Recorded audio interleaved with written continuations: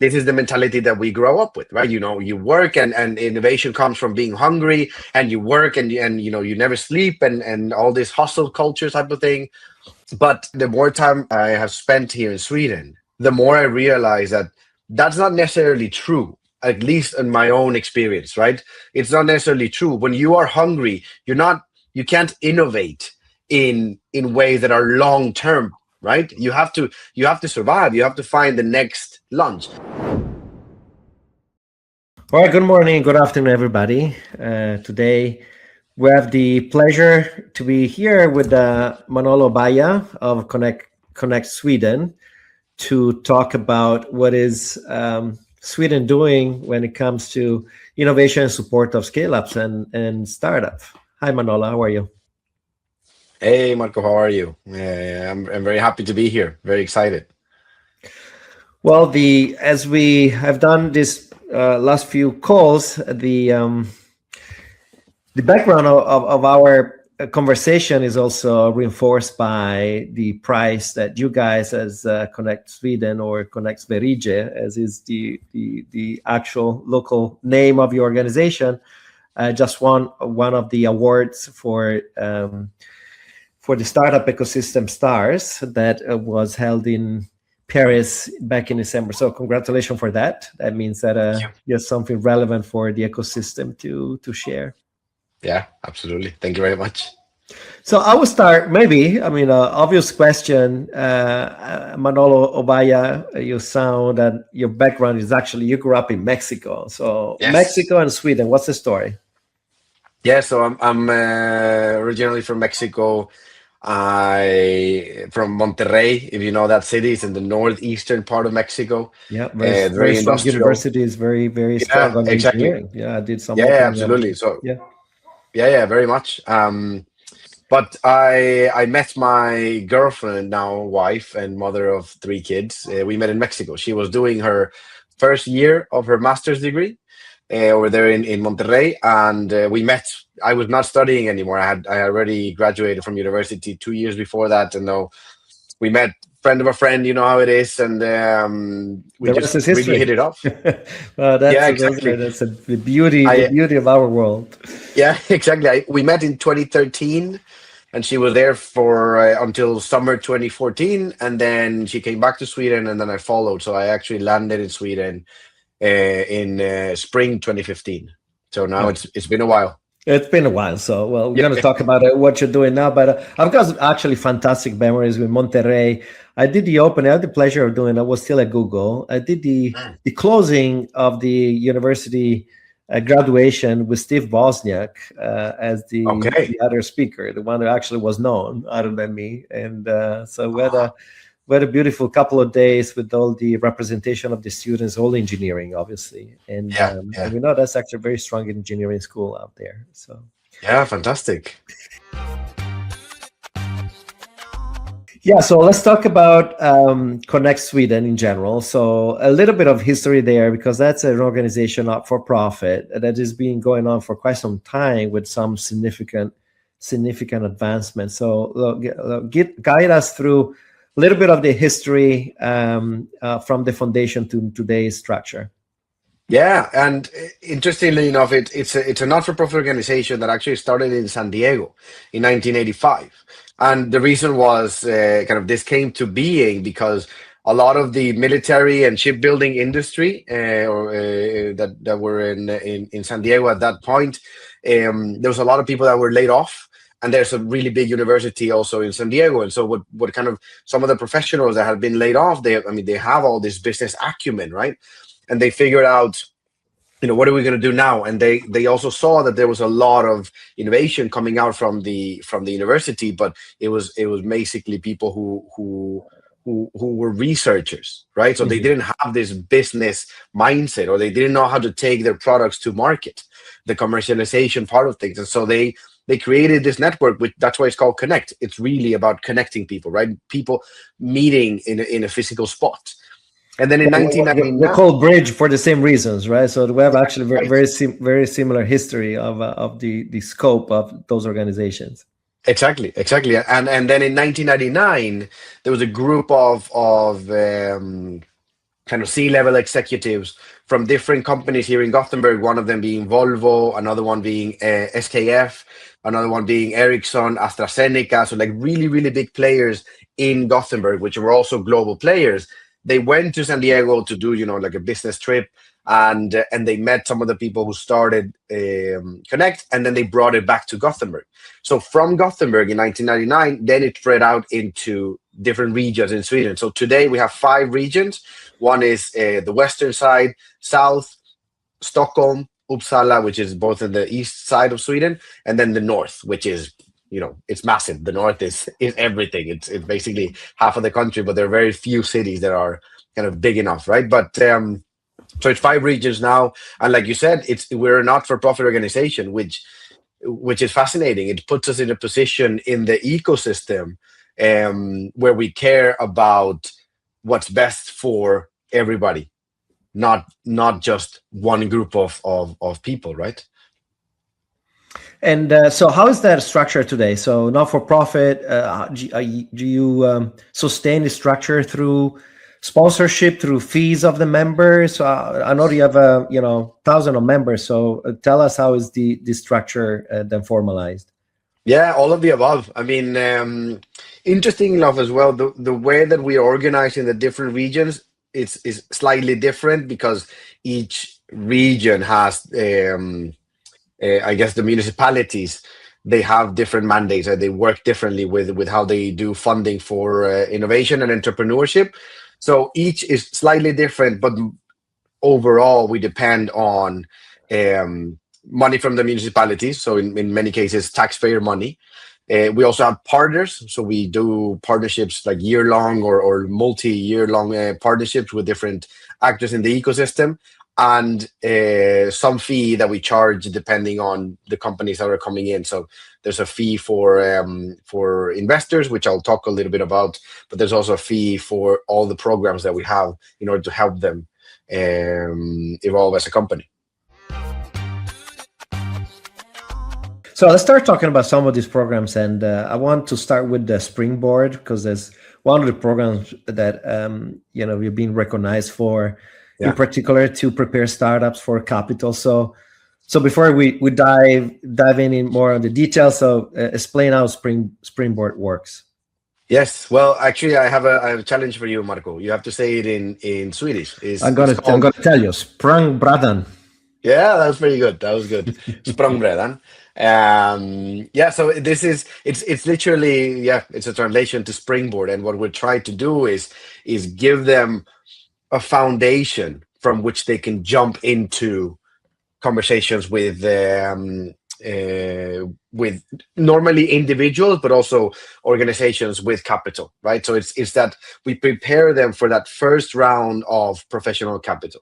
And the way we do it is we have 10 workshops, which are divided into one workshop per week, and we work with capital journey, capital strategy. We work with legal elements. We work with go-to-market strategy. We work with valuation. We work with pitching, and a couple other ones. But the end game is to help them be more professional, to help them package their company, their story, and to be able to have answers for the questions that mostly angel investors will ask of them in this first round of capital. So they're past the family, friends, and fools round, right? So now they're going into the angel side. So of course they need to be more professional. They have to have better answers. They have to have more data, or as much data as they could possibly can, but mostly storytelling and a feeling of this is a professional company.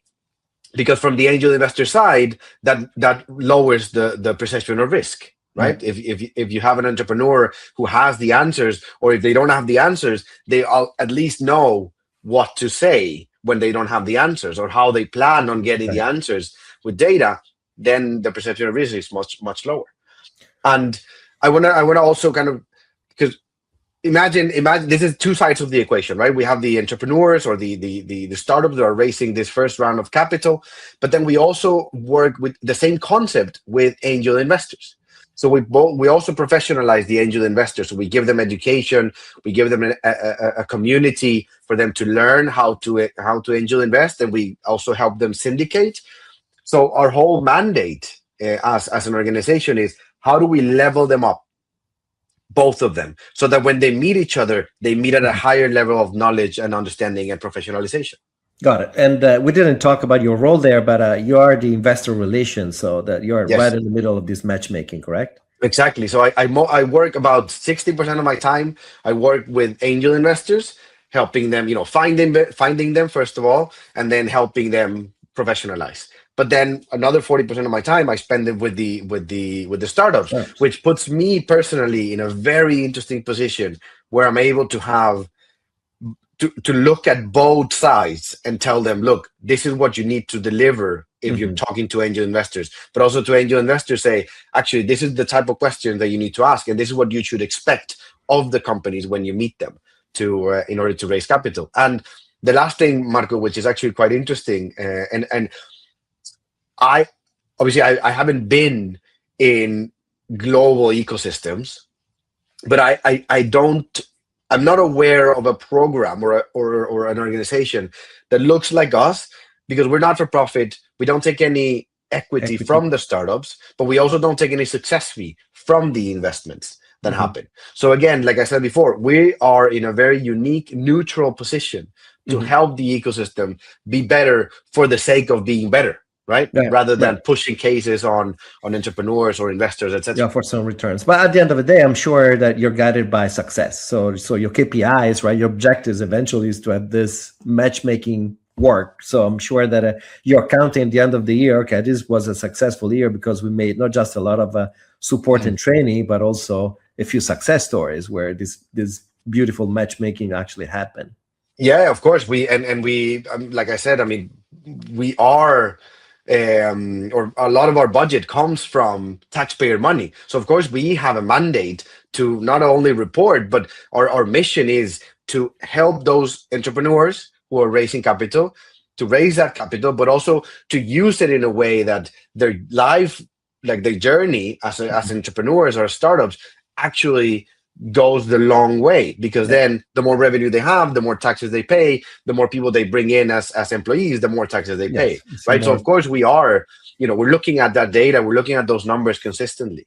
Its economical development is actually the core of also what we do for different reasons, is to support economies through innovation, right? And the long cycle then eventually should create some economy development and exactly. wealth at the local level. So let's talk about maybe some examples on the two sides of the marketplace. So I want to talk about an example of out of the thousands of founders that you've seen there. What's the most common reason where a technically brilliant Swedish startup is deemed to be not investment ready by your standards, or by your panels, or by your investors? What's the number one reason? I mean, I especially to you, Marco, I don't think I'm bringing any news, but at this early stages, it's all about the team, right? Or not all about a team, but it's a big chunk of the reason as to why an angel investor would come in or not is the team, the entrepreneur. Is there what we call, I guess we can call it like founder market fit, right? Is this the right person, or is this the right group of people to take this company to the next stage?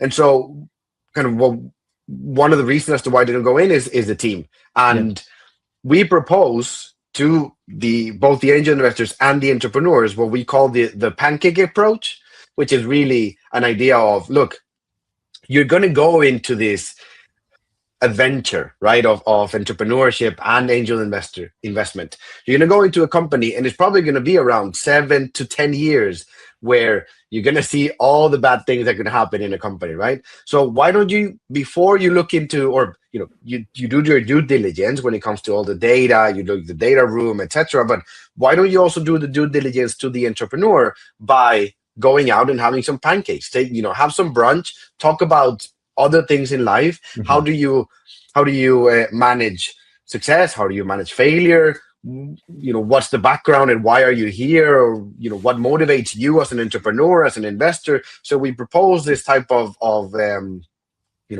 or pancake approach, so that they can get to know each other, so that the team is well understood. But then, of course, the other thing that the other reason as to why we see or we don't see money coming in or investments coming into companies is a misalignment between the entrepreneurs and the investors on valuations. Yeah. And because it's such early stages, it's an art. It's and I call it the black art, because it's a lot of feeling in the heart, and feeling in here in the belly of like, should I do this or not? But the valuation is one of the reasons as to why investors fail. Yeah, I've got long stories for both, but let me start on the first one. The pancake is actually very telling. I live in a place that's called Woodside, and there is a place that is known for pancakes where but a lot of the big deals of companies that you know of, right, from Facebook to Google to where took place, right? Because it's a place there's a high concentration of investors, and obviously a lot of startups and founders. So at the walls of this place, you can go and check it online. There is a Wikipedia page or all the first contract signed, the first stock of Google and whatnot. So as an angel investor, actually, also for the history, I normally like to invite founders there to a breakfast, to a pancakes. And one of the things that you notice, and I've seen that also from a number of other colleagues, is that even not talking about business, but I pay a lot of attention on the way that a founder will deal with a waitress, for example, right? So in that interaction also is very telling in general, right? By the level of focus, interest, respect that you might have with the people around you, right? When in different situations of power. So those are those subtle elements that eventually, put together a picture of the person as a whole, right? Rather than just focus on the business plan that's going to change for sure. That's the only thing that you are sure about. Yeah, exactly. Like at this stage, if they pivot 2-3 times, and so you want to make sure that you're with a group of entrepreneurs who can take it, but also who you can respect as people, rather than just business people or entrepreneurs. The other elements there is you mentioned the team, right? Rather than individuals, there are a lot of entities. Y Combinator is actually, for example, known not to take solo founders, right? Because one of the key elements there is that if you're not able to convince at least another person, right, to take on this big journey on your vision, how is that possible that you will be able to get employees and investors, et cetera, et cetera? So there is it's not always the case, right? So there are a lot of success stories, but it's definitely one big element, right, of being able to connect and share your vision in a big jump into the future. As you're saying, you're getting married for 10 years plus into a project that doesn't exist yet. So you need to have that conviction, that strength to bring into this crazy journey other people at different levels. So if you're missing that first step, as already another signal that maybe and we do the same. We don't take individual entrepreneurs. We tell them, look, you might have a great idea or not, we don't know, but you need to be able to bring in another person, because of course we talk about diversity of thoughts, which is really important, but just one person doing everything that you have to do to build a company, there's enough data already out there that says it rarely works, right? So absolutely. And actually I was gonna kind of connected to the fact that it's a team, and if it's not the right team, then the valuation part of things. One of the other main reasons as to why we see potential investments not coming through is because of a lack of a process. And I think now I find it fascinating, because I think 15-20 years ago, and more than that, there was not all this data available and information available for entrepreneurs to figure it out, right? Everything was very much word to mouth, and you had to kind of know the right people. But right now there's so much information, so much data, and now if you don't have, it's about the process, right? If you don't have a process, a repeatable process, it's a sales process, right? If you don't have that in place to find your investors, then everything fails, Yeah. because then you depend on a very amateur way of raising capital. Yes. Which, look, it might happen if you are in places with, like you said, high concentration of investors, and Stockholm is one, or is becoming one of those massive hotspots for investors. And of course, where you're sitting right now, it's massive. But if you're in Gothenburg, for example, or in other smaller places, if you don't have a process, a repeatable process, you're not going to make it. So we work with them as well, with the entrepreneurs. Yeah, absolutely needed. And even in today's world where everything, as you said, is out there, so there's a lot of content that you can find, but then the mocking of the interviews, right, the playing roles, I think there's still a key element. And then the humanity of the founders, that's where it should come out, right? So everything that is highly automated now, and everything is in AI. Everybody, I mean, you're a click away from putting together a perfect investor pitch, right? It was impossible 2 years ago. Now, click away, as long as you have you have the right prompt. So that bar is definitely lower. So the human side of it is the one I think at the end of the day should come as clean as possible in that short period of time. The second comment that I have that goes a long way in this discussion, but at that level, valuation of a company shouldn't be a topic, right? So you're looking into something that hasn't developed yet. And so that's one of the reasons why, I mean, the safe and the convertible notes have become the standard de facto the last 10 years, just to move away out of the way that conversation that has no reference in reality, because you have no repeatable sales on one side.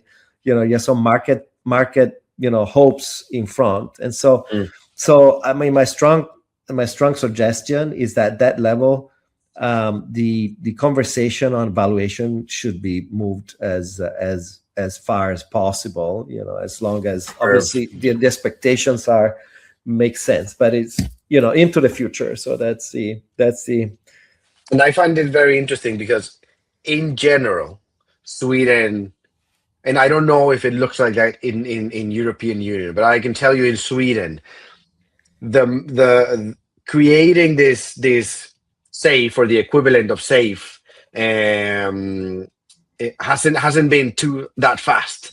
And because it took a long time to implement it legally, then of course kind of the adoption rate hasn't been that fast. I know that in the United States, I mean, in over there in San Francisco, for example, like everybody raises safe up until you raise maybe like a couple million already, right? But here in Sweden, it hasn't been that the case.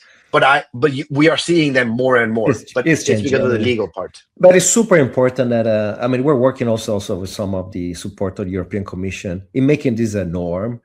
And then you start seeing in most of the countries, at least, is an option. It's not always a norm. It's going to become the norm. It needs to become a norm, right? So everybody, we're working on an environment that is more and more connected. We need to use the same terms, right? And you might as well use the terms that have been developed in an ecosystem that are more advanced, and move on, right? And try to comply to that. And that's why an entity like yours is super important, because it needs to create the new standards, right? With no other reasons that we need to be competitive, right? And use the best practices that we've seen. The best in class are using today. Absolutely. Absolutely. I want to talk about the kind of what is happening in the last couple of years. In particular, also, I mean, Sweden has been a very well-known and visible ecosystem out of the European ecosystems, with a lot of famous best in class, right? So talking about the Klarna, the Spotify. But I want to talk about what is happening in the last couple of years, right? So how the AI bottleneck has changed, kind of the expectations, and also deep tech in general of companies. Well, some more successful than other. I'm thinking of Norvolt, but also thinking of Lovable, right, which is a huge success. So my question is, how is this Swedish ecosystem moving away from the consumer app So as I mentioned before, right, the wave before, super successful, the Klarna and Spotify, on towards a more complex, ecosystems where also there's much, the competition is even stronger than before. Yeah. The way I see it is maturity. It's become a more mature ecosystem, a more mature environment. And I actually have a really interesting piece of data where the alumni of the bigger companies, all like the I think it's a top 20 companies in Stockholm, and I'm talking, Spotify, we're talking Klarna, we're talking another one that's called King, that they do all these video games for Yeah. on the phone. iSettle, which is a fintech, or like a payment. The top 20 big companies in Stockholm in the last couple of years. The alumni, so people who have exited, they've created more than 500 startups. Yeah. I mean, That's a it's beauty. incredible. That's the beauty of ecosystems, right? The whole Yes. description of ecosystem is based on two things, though.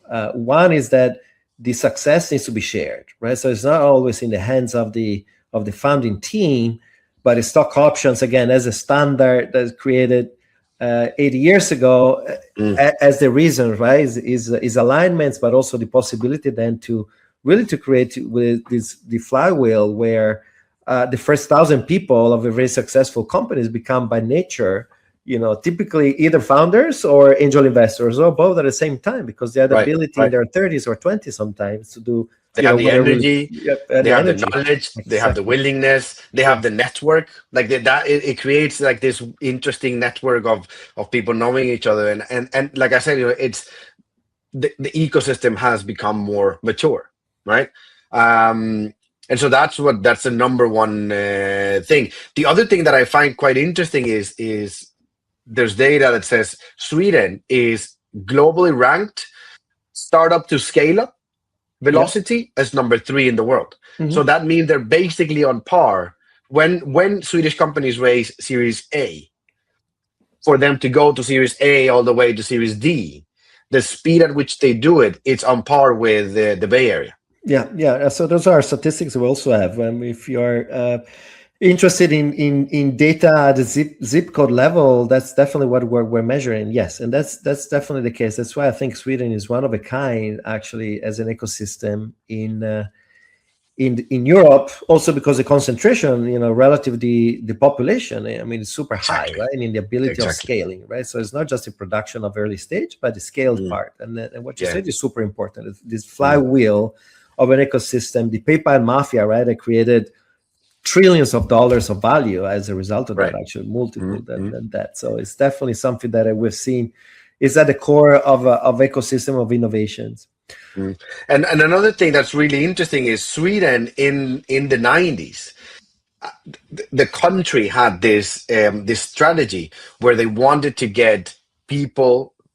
They wanted to get internet and computers in people's homes. So it was a strategy from the government. So they actually deployed millions of computers across the country, which meant that people from really early on the internet era, they started being kind of knowledgeable around technology and very comfortable with technology. And interestingly enough, the same is happening now with AI, where the government has actually given like an open license, an open AI license to anybody in Sweden that wants to use and try out AI. So of course, we will see how this accelerates the amount of or like the penetration of AI in everything around Sweden, which again takes us to that level of it's a mature ecosystem that is also, because of the size of the ecosystem itself, it can move really quickly.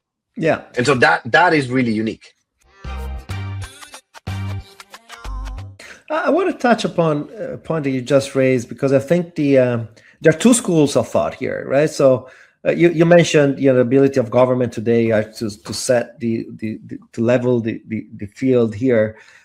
There are two schools of thoughts. One is that there is a safety net myth, right? And this is true in Sweden, where there is a social safety that encourages risk taking, right? Because the worst that can happen, you'll be back in support, so you'll never fail. I mean, you fail, but you're still bouncing back, right? And so, Yes. that seems like a genuine advantage for your founders, right? In general, the other school of thought that is, the typical American way is that, be full and be hungry, right? Is the fact that I mean, once you have no safety net, I mean, your risk taking and the fact of betting is creating really the filter of the people that really have the grit no matter what, versus the ones that take that as one of the four different options in life. Yeah. What is your take? Because this is very cultural, very philosophical to some extent. So this is I fascinating question, and it's something that I've actually moved from one scale to the other, because I'm from Mexico and we are very close to the United States. And this is the mentality that we grow up with, right? You work, and innovation comes from being hungry, and you work, and you never sleep, and all this hustle culture type of thing. But the more time I have spent here in Sweden, the more I realize that that's not necessarily true, at least in my own experience, right?